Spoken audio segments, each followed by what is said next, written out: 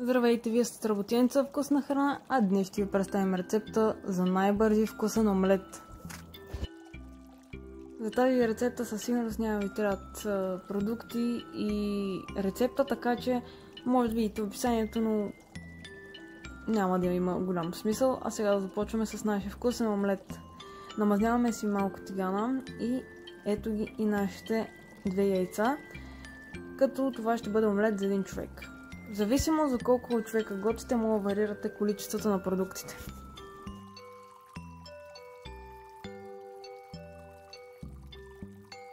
А сега си разбъркваме добре яйцата.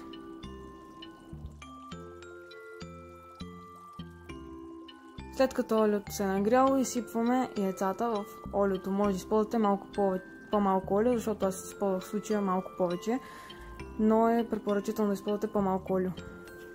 Може да използвате и масло. Завих ето така омлета и в момента ще му сложа няколко подправки. Като за начало слагаме червен пипер, а след малко ще добавя малко куркума и малко сол. Знам, че комбинацията ви звучи малко странно, но опитайте го.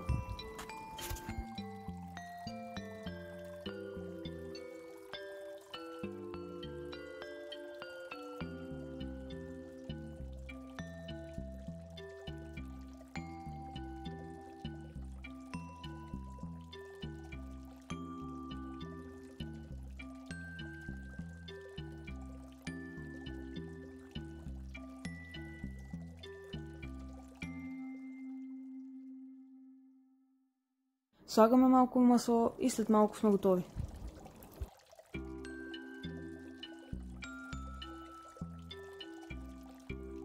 Ето го и крайния резултат. Това е нашия омлет. Не знам за красота, но за вкус се получи доста добре, така че може да го пробвате и да кажете вашето мнение и дали изобщо обичате омлет.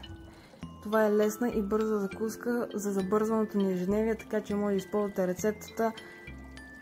А тук ще ви пусна още малко кадри на омлета. Благодаря ви за гледането.